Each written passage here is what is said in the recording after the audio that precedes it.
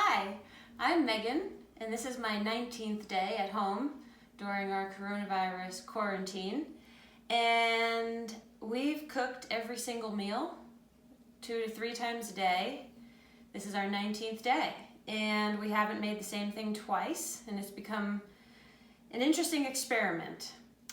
Today I thought, with the cold weather, because it's snowing here, April 2nd in Colorado, to go for a comfort food, which to me is baked macaroni and cheese. Growing up, my grandmother would always bring us baked macaroni and cheese, and it was the greatest treat ever. And as I got older, when I realized the ingredients and how much cheese and dairy goes into it, kind of put me off, and I didn't make it that often. And so I decided to make a somewhat healthier version, and that's what I'm going to make for you tonight, which is baked carrots and mac and cheese. So I've already boiled half a box of ziti.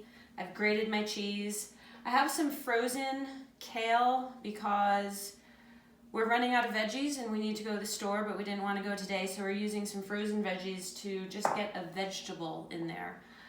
It's a really simple process. It starts with roasting some carrots and onion, which I already did earlier. So we'll take a look at the carrots and onion. So I've roasted here 5 or 6 carrots that I peeled, just kind of coarsely chopped up here into big chunks, and 1 yellow onion. So this has been drizzled in olive oil, sprinkled with some salt and pepper, and now I'm going to blend it with a little bit of water. You can use vegetable broth. It'll be better with veggie broth, but we're out of it.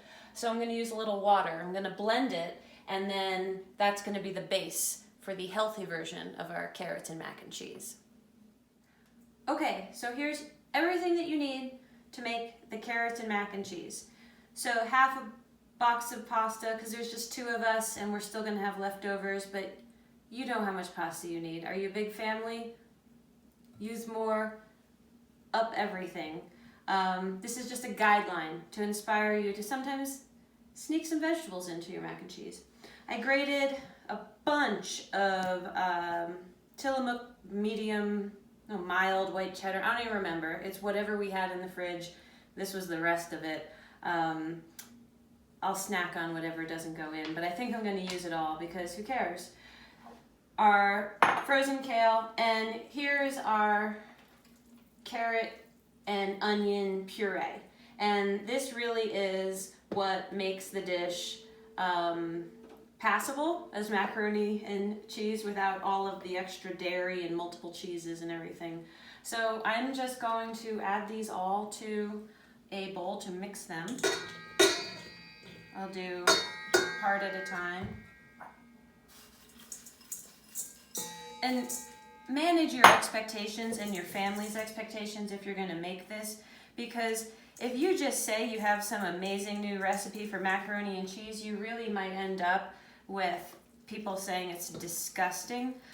It's not disgusting by any means. It's really good. It's just that it's not what you get when you're thinking of that mac and cheese that you're all thinking of, that sinful mac and cheese. This is less sinful, and it has kale. Kale. Sorry for banging the pan so much, or the bowl so much. As I said, I am not a professional chef. I just play one at home.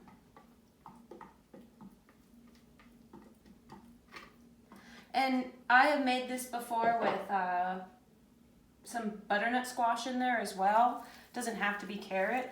Carrot's just easy, and I ended up buying a huge bag of carrots because they want us to go to the food store less, right? So I was just thinking, well, if I get a bunch of them, then I can do my part to maybe go out a little bit less. So I'm going to save a little bit of the cheese to sprinkle on top after it's been baking for a little while. And all of this is just going to go right in here.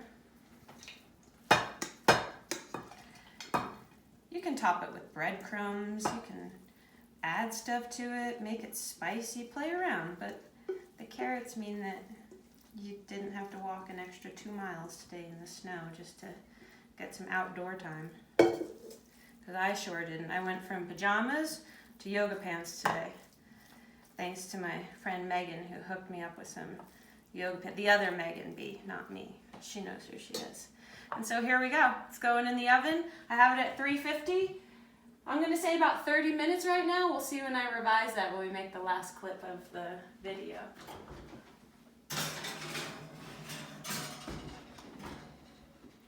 So it's been 30 minutes, 35, something like that. Who's counting? But it's almost done. I can tell when something's almost done because it talks to you. You can hear it. And now I'm going to add the rest of my cheese on top. Put it back in the oven for about 5 more minutes.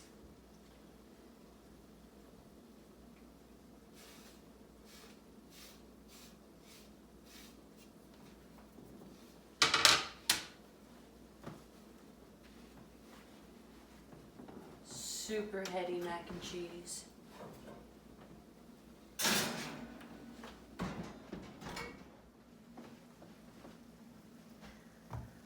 So here it is. It's not as glamorous as that pub style mac and cheese, but it's one of my favorite things to make, and I definitely think it's kind of like a comfort food, feeling like a comfort food tonight.